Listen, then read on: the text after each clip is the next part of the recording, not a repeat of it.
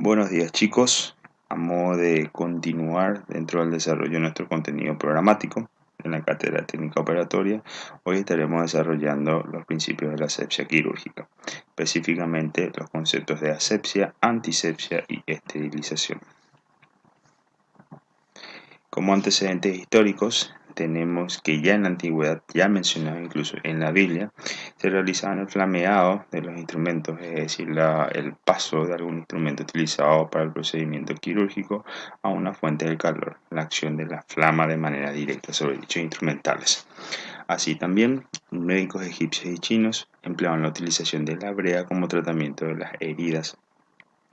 Ya avanzando en la historia, en 1744, Yabel utilizó el hipoclorito de sodio como primer desinfectante, la famosa lavandina.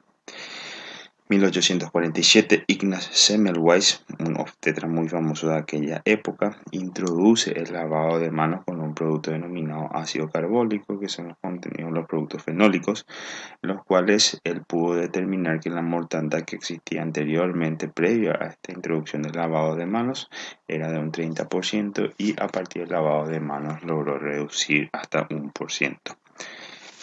Más adelante, en 1867, Joseph Lister introduce la antisepsia de las manos y heridas con ácido carbólico, ya también el lavado de las manos de manera correcta y la utilización de spray, es decir, aerosoles para la desinfección del ambiente quirúrgico donde se realizaban los diversos procedimientos.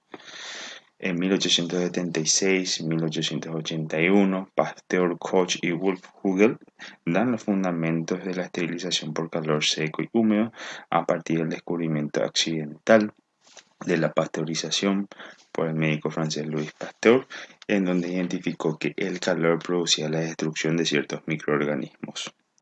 En 1878 se patenta por primera vez la utilización de guantes por Foster y desde 1800 ya se utilizaban, pero solamente como protección para el cirujano.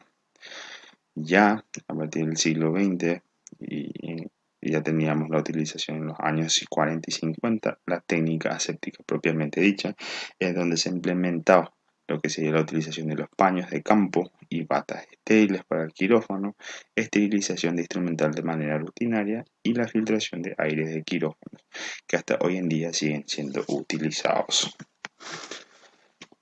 La finalidad real de la técnica quirúrgica aséptica es la prevención de la infección de la herida quirúrgica. Es decir, que si yo tomo todo lo que voy a desarrollar hoy dentro del contenido, mi principal objetivo es evitar la infección de estas heridas producidas a través de la herida de la cirugía. Como podemos ver en las imágenes, diversos procedimientos en donde podemos destacar procesos infecciosos, en la cual podemos ver en diferentes tipos de procedimientos o áreas relacionadas durante un procedimiento quirúrgico, donde se puede notar en este caso que la infección de la herida quirúrgica lo que produce, lo que promueve lógicamente la dehiscencia de los materiales de sutura utilizados, inclusive el rechazo de los implantes quirúrgicos que podrían ser o que pudieron ser utilizados. Tenemos que considerar que la mera presencia de microorganismos no implica que la herida vaya a infectarse. Lógicamente, la ocurrencia de una infección postoperatoria depende de diversos factores de riesgo, como por ejemplo el número de microorganismos que penetran en la herida, el tipo y la virulencia. Debemos reconocer que existen microorganismos que son mucho más virulentos que otros. ¿Sí? Existen microorganismos que son banales o son propios en este caso de la situación anatómica del animal y otros que son en este caso que se podrían producir como contaminación o fuente de contaminación de instrumentales o materiales a ser utilizados durante el procedimiento quirúrgico. También es muy importante el estado de defensa del paciente. Tengamos en cuenta que un estado inmunológico debilitado haría que el paciente sea más propenso al desarrollo de las infecciones quirúrgicas postoperatorias.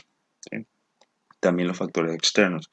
Lógicamente, un paciente que se encuentra en un lugar donde llegan diferentes animales, en este caso, con diferentes situaciones, diferentes organismos, lógicamente, el procedimiento quirúrgico para el postoperatorio, las infecciones de las heridas quirúrgicas serán mucho más frecuentes.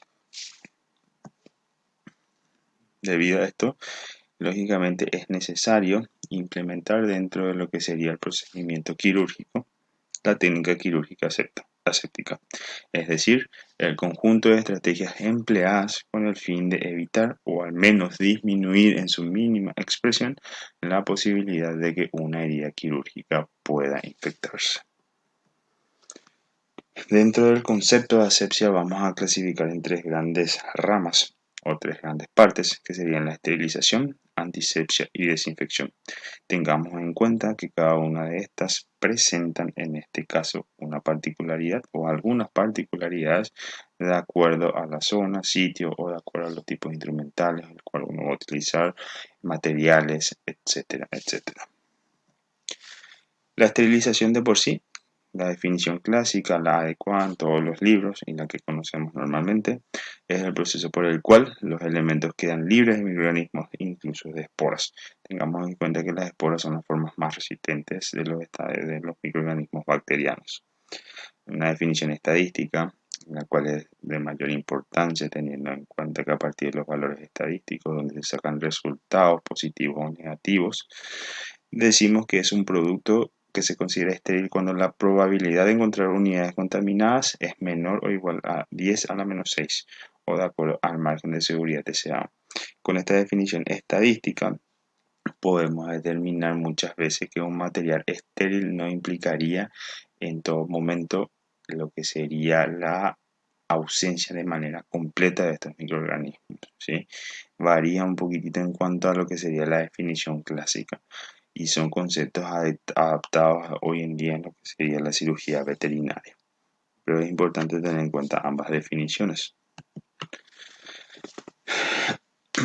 Para el fenómeno de esterilización utilizamos dos tipos de procesos, los cuales están bastante hoy bien arraigados hoy en día en la cirugía veterinaria, que son realizados a partir de procesos físicos en donde utilizamos el calor, en este caso el calor seco, o el vapor de agua para poder realizar los fenómenos de esterilización. Y así también materiales químicos, como por ejemplo serían el óxido de etileno, el formaldehído, plasma de peróxido y la radiación gamma. Todo con la finalidad, según la definición clásica, de la eliminación completa de los microorganismos presentes en estructuras que entrarían en contacto crítico con el paciente, entiéndase, instrumentales, materiales de sutura, guantes, paño de campo, batas quirúrgicas, etcétera, etcétera. Para lo que sería el autoclave, ¿sí? Que es el método más común y más económico para la realización de la esterilización. El agente esterilizante es el vapor de agua saturado a presión superior a la normal. Más adelante vamos a ver un poquito cuáles son los niveles de presión que se sugiere para realizar, en este caso también asociado el tiempo, para que la esterilización pueda ocurrir de manera correcta. El mecanismo de acción de este agente esterilizante es la coagulación de las proteínas. Como estamos hablando, los parámetros de esterilización más empleados, lo que más se utiliza en la práctica diaria, son los siguientes. En este caso, a temperatura de 121 grados Celsius, una atmósfera de presión de 20 a 25 minutos conseguimos ya una esterilización de manera completa. Y a temperaturas más elevadas, con presiones mucho más elevadas, en este caso el ejemplo de 134 grados Celsius a 2 atmósferas de presión de 7 a 10 minutos, también conocido como esterilización tipo flash. El tiempo de acción se mide desde que el autoclave alcanza las condiciones de temperatura, es decir, cuando alcanza una de las tres temperaturas citadas anteriormente, así como también de las presiones, ¿sí? Al alcanzar esos parámetros, a partir de ahí es donde corre el tiempo necesario para que todo lo introducido dentro, en este caso del autoclave, pueda ser esterilizado de manera correcta. También tenemos que tener en cuenta ciertas precauciones para su utilización, como por ejemplo las tijeras deberían estar abiertas, no cerradas para que puedan penetrar. Lógicamente tenemos en cuenta que el vapor de agua debe de entrar en contacto ínfimo con cualquier tipo de material utilizado o a ser esterilizado, en este caso dentro del autoclave, ¿sí? Se clasifica el autoclave de dos tipos, los dos comunes más conocidos, que serían los gravitacionales y los que actúan a partir de vacío previo y secado. Presentan lógicamente las siguientes características, como se pueden observar acá en la imagen en la presentación. acá tenemos el autoclave del hospital veterinario, el cual como pueden observar es un autoclave horizontal, el cual actúa por el tema del desplazamiento gravitacional. Tiene todo un equipo, es totalmente de acero inoxidable, en donde se puede observar, en este caso, el tanque de agua, el cronómetro. Este tanque de agua, a partir de la acción del calor, va emitiendo vapor a través de estos tubos que están conectados al tambor grande, en donde el vapor de agua empieza a realizar sus acciones pertinentes para lograr la esterilización de los sometidos dentro de dicha máquina. Las ventajas que podemos encontrar en esto es el método de elección para todo material que soporte sus condiciones. Lógicamente, no todo tipo de material va a poder ser introducido dentro de este autoclave, ¿sí? O utilizado en este caso para calor húmedo. También la principal ventaja que tiene que es el método más económico y rápido para la realización y la esterilización. Es un método natural, es decir, que solo utiliza la acción del vapor de agua y no presenta efectos adversos por los residuos, a diferencia que encontraríamos con los esterilizantes químicos. Las desventajas: no es apto para materiales termolábiles, es decir, materiales que sufren alguna acción sobre su estructura a partir de la utilización del calor. Tampoco es apto para sustancias no miscibles en agua, es decir, sustancias grasosas o aceitosas no van a poder ser esterilizadas en esto, porque las moléculas de agua no pueden combinarse con moléculas o micelas de grasa o aceite. Polvo tampoco podría utilizar en dicha máquina, en este caso en el autoclave, debido a que la humedad podría perjudicar su estructura química. Y en cuanto al instrumental niquelado y cromado, podría ser utilizado. Sin embargo, la acción del vapor de agua perjudicaría en este caso la estructura de cromo que presenta la mayoría de los instrumentales conocidos. Ahora, los materiales que pueden esterilizarse a partir del autoclave serían los instrumentales quirúrgicos de acero inoxidables, no cromados y no niquelados; textiles, es decir, las batas quirúrgicas, los paños de campo.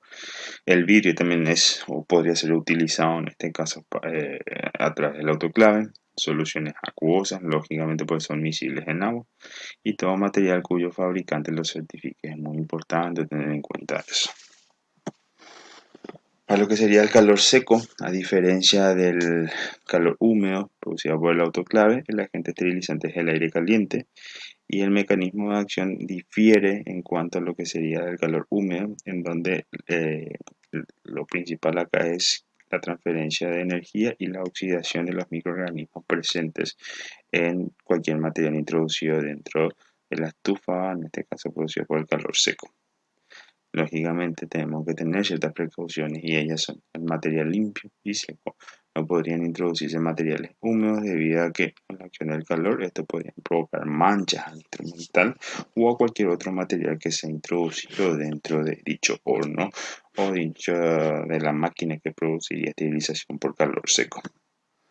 Parámetros a considerar, así también como habíamos visto anteriormente en lo que serían los parámetros a considerar del autoclave, tenemos también cierta temperatura por un tiempo determinado, ¿sí? Lo ideal en este caso y a tener en cuenta es que a mayor temperatura, mayor daño del instrumental o del material a ser introducido dentro del, en este caso del horno que produce el calor seco. Entonces tengamos en cuenta menores temperaturas pero por tiempo más prolongado. Y esos son los parámetros que estamos observando. Temperaturas que varían de 160 grados Celsius a 180 grados, ¿sí? Los equipos, los esterilizadores de calor seco deberían tener lógicamente un termómetro para poder identificar la temperatura a la cual llega, un termostato para evitar en este caso que al llegar a la temperatura no pueda sobrepasar dicha temperatura, paredes aisladas con la finalidad de evitar la pérdida de calor, un sistema de registro de proceso, cuándo se esterilizó, qué se esterilizó a partir de la utilización de fichas, y alarma de finalización como precaución en este caso a que no se exponga a mayor tiempo a dichas temperaturas. Y un punto muy importante también es el tamaño y distribución de objetos a esterilizar.